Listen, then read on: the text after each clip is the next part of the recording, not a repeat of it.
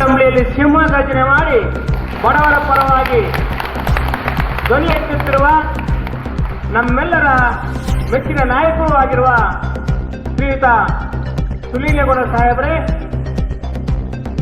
ರಾಜ್ಯ ಮಹಾಪ್ರಧಾನ ಕಾರ್ಯದರ್ಶಿ ಮೌನಿ ಸರ್ ಅವರೇ, ಶಮೀವುಲ್ಲಾ ಖಾನ್ ಸರ್ ಅವರೇ, ನಮ್ಮ ಮೈಸೂರು ಜಿಲ್ಲೆಯ ಜಿಲ್ಲಾಧ್ಯಕ್ಷ ಕಾಲೇಗೌಡ ಸರ್ ಅವರೇ, ನಮ್ಮ ಶಿವರಾಜ್ ಸರ್ ಅವರೇ, ದೇವರಾಜ್ ನಾಯಕ್ ಅವರೇ, ರೇಣುಕಾ ಸರ್ ಅವರೇ, ಕಲಂದರ್ ಸರ್ ಅವರೇ, ಹೇಮಣ್ಣ ಅವರೇ, ಕುಮಾರ್ ನಾಯಕ್ ಅವರೇ, ತಿಮ್ಮೇಗೌಡ ಸರ್ ಅವರೇ, ವಿಶ್ವನಾಥ್ ಅವರೇ, ಎಲ್ಲ ಕಿರಟ್ಟಿ ಅವರೇ, ಸುಮಿತ್ರರವರೇ, ಇನ್ನ ಅನೇಕ ನಮ್ಮ ಪ್ರಮುಖರೇ, ಬಹಳ ಮುಖ್ಯವಾದ ವಿಷಯ, ಇವತ್ತೇನು ನಮ್ಮ ಸಾಹೇಬರು MLA ಸಾಹೇಬರು ನಮ್ಮ ಕುಂದಪುರ ಸಭೆಗೆ ಬಂದಿರುವುದು 27,000 ಪ್ರವಾಸಿಗರ ಪುಣ್ಯ ಅಂತ ತಿಳ್ಕೊಳ್ಬೇಕು ನಾವು.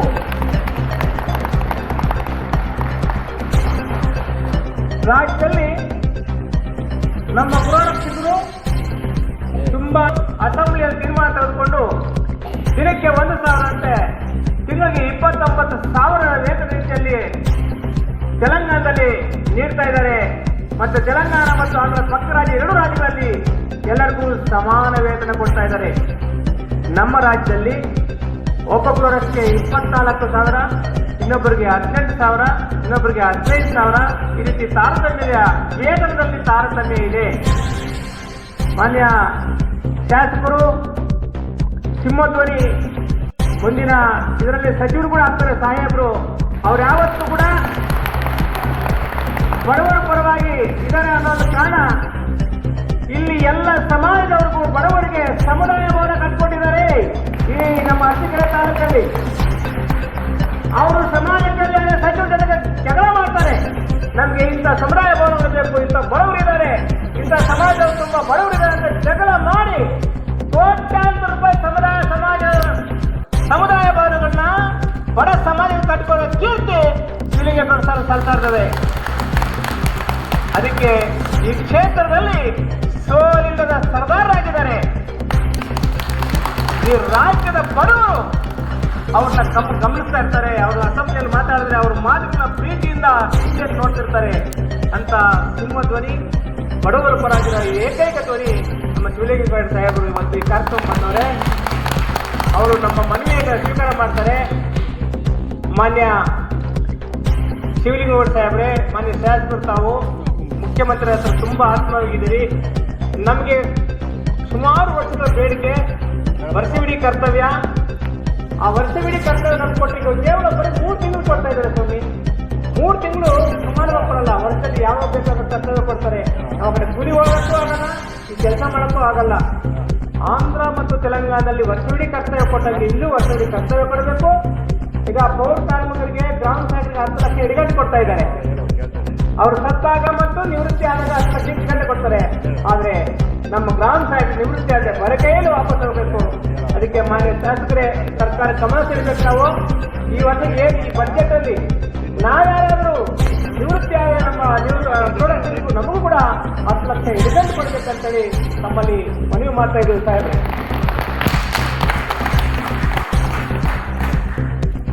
ಕರ್ನಾಟಕ ರಾಜ್ಯದಲ್ಲಿ 4,550 ಜನ ಮಹಿಳೆಯರಿದ್ದಾರೆ ಸ್ವಾಮಿ. ಮಹಿಳೆಯರಿಗೆ ವಿಶೇಷ ಭತ್ಯೆ ಪಡೆಯಕ್ಕೆ ಅವಕಾಶ ಇರುತ್ತೆ. ಎಲ್ಲ ಮಹಿಳೆಯರು ತುಂಬಾ ತೊಂದರೆ ಇರುತ್ತೆ.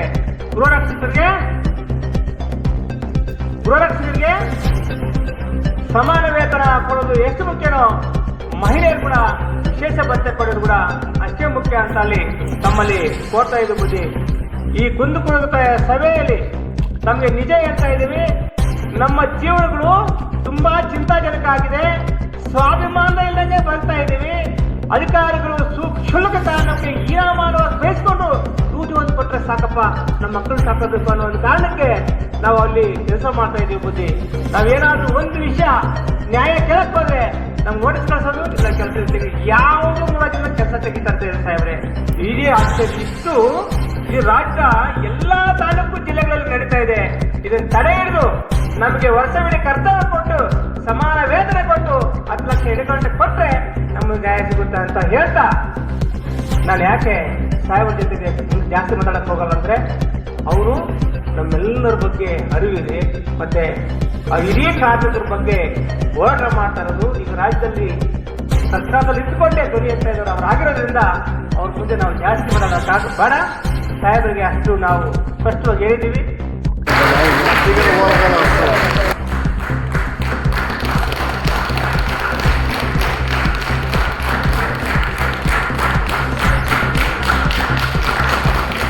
ಅಣ್ಣ ತಮ್ಮಂದರೆ, ಇವತ್ತು ಏನು ನೀವು ಪ್ರಸ್ತಾವನೆ ಇವತ್ತು ರಾಜ್ಯ ಸರ್ಕಾರದ ಗಮನ ಸೆಳೆಯೋಕ್ಕೋಸ್ಕರ ಇವತ್ತು ಈ ಕಾರ್ಯಕ್ರಮ ಹಮ್ಮಿಕೊಂಡಿದ್ದೀರಿ. ಇವತ್ತು ಕರ್ನಾಟಕ ರಾಜ್ಯದಲ್ಲಿ 100 ಕಡೆ ಕಾರ್ಯಕ್ರಮ ಮಾಡಿ ಒಂದು ಅರಿವು ಮೂಡಿಸೋದು ಒಂದೇ, ಅರಸೀಕೆರೆಯಲ್ಲಿ ಕಾರ್ಯಕ್ರಮ ಮಾಡಿ ನಮ್ಮ ಶಾಸಕರ ಗಮನಕ್ಕೆ ತರೋದು ಒಂದೇ ಅಂತ ನಾನು ಹೇಳೋದು. ಯಾಕಂದ್ರೆ ಇದ್ದಾರೆ 224 ಶಾಸಕರು ಇದ್ದಾರೆ, ಬಟ್ ನಾನು ಅವ್ರಿಗೇನು ಕಡೆಗಣಿಸ್ತಾ ಇಲ್ಲ. ಆದ್ರೆ ಕಳಕಳಿ ಕಾಳಜಿ ಇರಂತ ವ್ಯಕ್ತಿ, ಯಾಕಂದ್ರೆ ಇವುದು ಕೆಳಮಟ್ಟದಿಂದ ಮೇಲ್ಮಟ್ಟ ಬಂದರೆ ಅವ್ರಿಗೆ ನಿಮ್ಮ ಕಷ್ಟ ಸುಖ ಏನು ಅನ್ನೋದು ಎಲ್ಲರಿಗೂ ಗೊತ್ತಿದೆ. ನೀವು ಕೇಳೋದಲ್ಲಿ ನ್ಯಾಯಯುತವಾಗಿದೆ. ಆಂಧ್ರದಲ್ಲಿ ಕೊಡ್ತಾರೆ, ತೆಲಂಗಾಣದಲ್ಲಿ ಕೊಡ್ತಾರೆ, ಅದೇ ರೀತಿ ನಮಗೆ ಕೊಡಿ, ಅದಕ್ಕಿಂತ ಜಾಸ್ತಿ ಕೊಡಿ ಅಂತ ನೀವೇನು ಕೇಳ್ತಾ ಇಲ್ಲ. ಕೊಡಿ ಅಂದಾಗ ಎಲ್ಲೋ ಒಂದು ನಿಮ್ದೊಂದು ಹಕ್ಕು. ಯಾಕಂದ್ರೆ 365 ದಿನಕ್ಕೆ ನಿಮ್ಗೆ 100 ದಿನ ಕೆಲಸ ಕೊಟ್ಟು ಇನ್ನು 265 ದಿನ ನೀವು ಏನ್ ವೃತ್ತಿ ಮಾಡಬೇಕು. ಆದ್ರಿಂದ ಅದರವಾಗಿ, ಯಾಕಂದ್ರೆ ಇವತ್ತು ನೋಡಿದಂಗೆ ನಾವು ಗೃಹ ಇಲಾಖೆಯರು ಕೆಲಸ ಮಾಡ್ತಾರೆ, ಅದ್ರ ಜೊತೆಗೆ ನೀವಿವತ್ತು ಗೃಹ ಇಲಾಖೆ ಜೊತೆ ಬಲಗೈ ಇದ್ದಂಗಿದ್ದೀರಿ. ಯಾಕಂದ್ರೆ ಅಲ್ಲಿ ಒಂದು ಯಾವುದೋ ಒಂದು ಬಂದೋಬಸ್ತ್ ಹೋದ್ರೆ ನೀವು ಒಂದು 8-10 ಜನ ಇರ್ತೀರಿ, ಅವ್ರು ಒಬ್ರು. ಯಾಕಂದ್ರೆ ಅವರಲ್ಲೂ ಇರೋಂಥ ಒಂದು ಶಾರ್ಟೇಜ್ಗಳು, 4-5 ಕಡೆ ಕಾರ್ಯಕ್ರಮಗಳು ಇರ್ತಾರೆ, ಅವರು 5-10 ಜನ ಇರ್ತಾರೆ. ಅಂಥದ್ರಲ್ಲಿ ನಿಮ್ಗಳ ಒಂದು ಬಲ, ನೀವೆಲ್ಲ ಜನಗಳಿಗೆ ಕಾರ್ಯಕ್ರಮಕ್ಕೆ ಅನುವು ಮಾಡಿಕೊಡ್ತೀವಿ. ಅದೆಲ್ಲ ನಿಮ್ಮ ಸೇವೆ ಸರ್ಕಾರ ಗಮನಕ್ಕೆ ತರಬೇಕು, ನಮ್ಮ ಶಾಸಕರು ತರ್ತಾರೆ ಅನ್ನೋ ನನ್ನ ಒಂದು ಆಶಾಭಾವನೆ. ಯಾಕಂದ್ರೆ ಇವತ್ತು ಒಬ್ಬ ಮನುಷ್ಯ ಒಬ್ಬ ಗಾರೆ ಕೆಲಸಕ್ಕೆ ಒಬ್ಬ ಹೋಗೋರು 700-800 ರೂಪಾಯಿ ಗಾರೆ ಕೂಲಿ ಕೊಡ್ತಾರೆ. ಅಂಥದ್ರಲ್ಲಿ ನಿಮ್ಮ ವೇತನ ಏನು ಇವತ್ತು ಪರಿಷ್ಕರಣೆ ಅದೆಲ್ಲ ಮಾಡಬೇಕಾದ್ರು ಅದು ನ್ಯಾಯಯುತವಾಗಿ ಕೇಳ್ತಾ ಇದ್ದೀರಿ.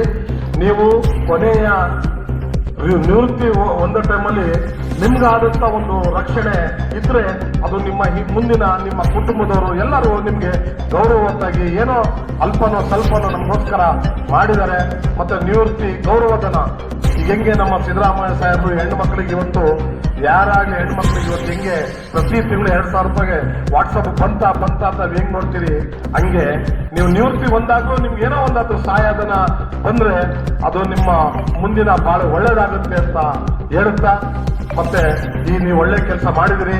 ಈ ನಿಮ್ಮ ಒಂದು ಏನ್ ಬೇಡಿಕೆ ಇದೆ ಮುಂದಿನ ಬಜೆಟ್ ಸೆಷನ್ನಲ್ಲಿ ನಮ್ಮ ಶಾಸಕರು ರಾಜ್ಯ ಸರ್ಕಾರ ಗಮನ ತಂದೆ ತರ್ತಾರೆ, ಅದಕ್ಕೆ ನಿಮ್ಗೆ ಒಳ್ಳೇದಾಗುತ್ತೆ ಅಂತ ನಾನು ಭಾವಿಸ್ತಾ ಈ ಕಾರ್ಯಕ್ರಮ ಕರೆದಿ 2 ಮಾತಾಡಲು ಅವಕಾಶ ಮಾಡಿಕೊಟ್ಟಂತ ನಮ್ಮೆಲ್ಲರೂ ಹೊಂದಿಸ್ತಾ 2 ಮಾತು ಕೊಡ್ತೀನಿ. ಕುಂದುಕೊರತೆಗಳ ನಿವಾರಣೆಗೋಸ್ಕರವಾಗಿ ಏರ್ಪಟ್ಟಿರ್ತಕ್ಕಂಥ ಈ ಒಂದು ಅರ್ಥಪೂರ್ಣ ಸಮಾರಂಭದಲ್ಲಿ ಭಾಗವಹಿಸಿರ್ತಕ್ಕಂಥ ಈ ಒಂದು ಗೃಹ ರಕ್ಷಕ ದಳದವರ ಕ್ಷೇಮಕ್ಕೆ, ಅವರ ಕಷ್ಟ ಸುಖಗಳಿಗೆ ಸದಾ ಶ್ರಮಿಸ್ತಾ ಇರ್ತಕ್ಕಂಥ ಪಾವಗಡದ ಶ್ರೀರಾಮುರೇ ಮತ್ತು ನಗರಸಭೆಯ ನಿಕಟಪೂರ್ವ ಅಧ್ಯಕ್ಷರಾದ ಶಮೀವುಲ್ಲಾರವರೇ, ಆದರೆ ನಿಮಗೆ ತಾತ್ಕಾಲಿಕ ಏನು ಹೆಚ್ಚುವರಿ ಸರ್ಕಾರದ ಕಾರ್ಯಕ್ರಮಗಳಿಗೆ ನೀವು ಸೇರಿಕೊಂಡಾಗ ನಿಮ್ಮನ್ನು ಉಪಯೋಗಿಸಬೇಕು, ತದನಂತರದಲ್ಲಿ ನಿಮಗೆ ನೌಕರಿಯನ್ನ ಕೊಡದೇ ಇರ್ತಕ್ಕಂಥದ್ದು ಇದು ನಿಜವಾಗ್ಲೂ ತಪ್ಪು. ನಾವೇನು ತಿಳ್ಕೊಂಡಿದ್ದು ಅಂದ್ರೆ ಕಡಿಮೆ ಸಂಬಳ ಕೊಡ್ತಾರೆ ಅಂತ ತಿಳ್ಕೊಂಡಿದ್ದು. ಈಗ ಅರ್ಥ ಆಗ್ತಾ ಇದೆ, ನೀವು ಯಾವತ್ತು ಕೆಲಸಕ್ಕೆ ಹೋಗ್ತೀರಿ ಅವತ್ತು ಮಾತ್ರ ಸ್ಯಾಲ್ರಿ ಕೊಡ್ತಾರೆ, ಇನ್ನು ವರ್ಷವಿಡೀ ಯಾವುದೇ ಸೌಲಭ್ಯ ಇಲ್ಲ ಅನ್ನೋದು ಈಗ ಗೊತ್ತಾಗಿದೆ. ಇದು ತಪ್ಪು, ಇದು ತಪ್ಪು. ನಾನು ಹೇಳ್ತೀನಿ, ನಿಮಗೆ ಕನ್ಸಾಲಿಡೇಟೆಡ್ ಸ್ಟೇಟ್ ಕೊಟ್ಟ ಮೇಲೆ ನಿಮಗೆ ವರ್ಷಕ್ಕೆ ಇಷ್ಟು ಅಂತ ನಿಗದಿ ಮಾಡಿ, ವರ್ಷಕ್ಕೆ ಇಷ್ಟು ತಿಂಗಳಿಗೆ ಇಷ್ಟು ಸಂಬಳನ ನಾವು ಕೊಡ್ತೀವಿ, ವರ್ಷಕ್ಕೆ ಇಷ್ಟು ಕೊಡ್ತೀವಿ ಅಂತ ನಿಗದಿ ಮಾಡಿ. ನಿಮಗೆ ಹೆಚ್ಚುವರಿ ಸರ್ಕಾರಿ ಕೆಲಸಗಳಿಗೆ ಮತ್ತೊಂದು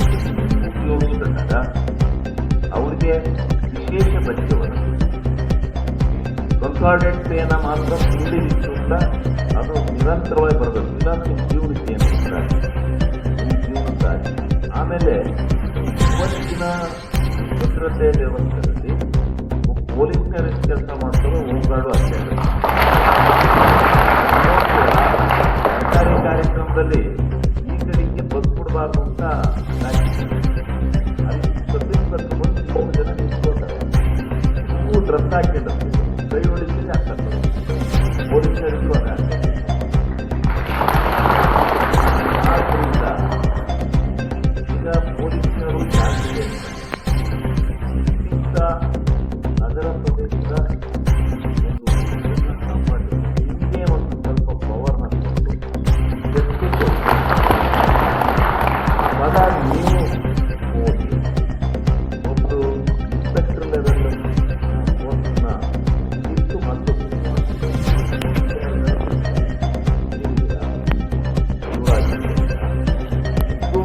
ಕಚೇರಿ ಕೊಟ್ಟು ನೀವು ಕೊಟ್ಟು ಆಸ್ಪತ್ರೆಗೆ ಪೊಲೀಸು ಇಲ್ಲ ಅನ್ನೋದು ಬಂದು ಆಸ್ಪತ್ರೆ ಡ್ಯೂಟಿ ಸಾಕು. ಹೆಚ್ಚುವರಿಯಲ್ಲಿ ಖಾಸಗಿ ರಂಗದ ಯಾವುದೇ ಏನು ಮತ್ತೆ ಆಸ್ಪತ್ರೆಯಿಂದ ಸರ್ಕಾರಿ ಎಲ್ಲ ಕೆಲಸ ಇವತ್ತಿನ ಟ್ರಾಫಿಕ್ ಕಂಟ್ರೋಲ್, ಟ್ರಾಫಿಕ್ಸು ಏನಿದೆ ಇವೆಲ್ಲ ಡ್ಯೂಟಿನ ನಿಮ್ಗೆ ಕೊಡ್ಬೋದು. ಇವನ್ನ ಪೊಲೀಸ್ನವ್ರಿಗೆ 20,000 1 ಲಕ್ಷ ಸಂಬಳ ಕೊಡ್ತಾರೆ. ಆ ದುಡ್ಡಲ್ಲಿ ನೀವು 4 ಜನ ಬರ್ತಾರೆ. ಇದೆಲ್ಲ ಸರ್ಕಾರ ಗೊತ್ತಿದೆಯೋ ಇಲ್ಲೋ ಗೊತ್ತಿಲ್ಲ. ನಿಮ್ಮ ಎಲ್ಲ ಬೇಡಿಕೆಗಳನ್ನು ದೀರ್ಘವಾಗಿ ಮಾರ್ಚ್ 6ನೇ ತಾರೀಕು ವಿಧಾನ ಮಂಡಲ ಅಧಿವೇಶನ ಪ್ರಾರಂಭ ಆದರೆ ನಾನು ಏನಾದರೂ ಮಾಡಿ ಈ ಅಧಿವೇಶನದಲ್ಲಿ ನಿಮ್ಮ ಬೇಡಿಕೆಗಳ ನಿಮ್ಮ ಕಷ್ಟ ಸುಖಗಳ ಬಗ್ಗೆ ಮೊದಲೇ ಮುಖ್ಯಮಂತ್ರಿಗಳ ಹತ್ರ ಮಾತನಾಡ್ತೀನಿ. ಅಲ್ಲಿ ವಿಧಾನಸಭೆಯಲ್ಲಿ ಸಮಸ್ಯೆಗಳನ್ನು ಎತ್ತಿ ಆಂಧ್ರದಲ್ಲಿ, ತೆಲಂಗಾಣದಲ್ಲಿ ಯಾವ್ಯಾವ ರಾಜ್ಯದಲ್ಲಿ ಅಂದರೆ ಇವರಿಗೆ ಕೊಡ್ತಕ್ಕಂಥ ಸಂಬಳ ಸರ್ಕಾರಕ್ಕೆ ಹೊರೆ ಆಗಲ್ಲ. ಒಬ್ಬ ಪೊಲೀಸ್ನವರ ಕೊಡುವಂಥ ಸಂಬಳದಲ್ಲಿ 4 ಜನ ಹೋಮ್ ಗಾರ್ಡ್ಸ್ ಕೆಲಸ ಮಾಡ್ತಾರೆ. ಅವರಿಗೆ ಒಂದು ಕನ್ಸಾರ್ಡೆಡ್ ಪೇನ ಉತ್ತಮವಾದಂಥ ರೀತಿಯಲ್ಲಿ ಮಾಡಿ ಅವ್ರಿಗೆ ನಿವೃತ್ತಿಯಾಗಿ ಹೋಗ್ತಕ್ಕಂಥ ಸಂದರ್ಭದಲ್ಲಿ ಕೊಡ್ತಾ ಇರ್ತಕ್ಕಂಥ ಅಮೌಂಟ್ ಏನಿದೆ ಅದು ಸಾಲಲ್ಲ, ಅದನ್ನು ಜಾಸ್ತಿ ಮಾಡಿ ಎಲ್ಲ ಬೇಡಿಕೆನ ನಾನು ಮಾಡ್ತೀನಿ. ಅವರು ಸ್ವಲ್ಪ ನಿಮ್ಮಂಥ ವರ್ಗದ ಮೇಲೆ, ನಿಮ್ಮಂಥ ಬಡಜನತೆ ಮೇಲೆ ವಿಶ್ವಾಸ ಇಟ್ಟಿದ್ದಾರೆ. ಅದಕ್ಕೋಸ್ಕರನೇ ಇವತ್ತು ಬಹಳ ಜನ ಬಹಳ ಶ್ರೀಮಂತರ ಪರವಾಗಿ ಮಾತನಾಡ್ತಾರೆ. ಗ್ಯಾರಂಟಿ ಯೋಜನೆ ತಪ್ಪು ಅಂತ ಸಂದುವಾದ ಮಾಡ್ತಾರೆ. ಯಾಕೆಂದ್ರೆ ಅವ್ರಿಗೆ ಸಿಕ್ಕಿಲ್ಲ. ಗ್ಯಾರಂಟಿ ಯೋಜನೆಯಲ್ಲಿ ಇಲ್ಲಿ ಬರ್ತಾ ಇದೆಯಲ್ಲ, ನೀವು ಸಂಬಳ ತಗೊಂಡ್ರು ನಿಮಗೆ ಗ್ಯಾರಂಟಿ ಯೋಜನೆ ಸವಲತ್ತುಗಳು ಸಿಗ್ತಾ ಇದೆಯಾ? ಮನೆಗೆ ಅಕ್ಕಿ ಸಿಗ್ತಾ ಇದೆಯಾ? ಅದೆಲ್ಲ ಕೊಡ್ತಾ ಇದ್ದಾರಲ್ವಾ? ಏಕೆಂದ್ರೆ ನಿಮ್ಗೆ ಸಂಬಳ ಕೊಡ್ತೀವಿ ಅಂತೇಳಿ ಅದು ಕೊಟ್ಟು ಮಾಡಿದೆ, ಅದೆಲ್ಲ ತಗೊಳ್ಳಿ. ಇವತ್ತು ಭಾರಿ ಮಾತಾಡ್ತಾರೆ.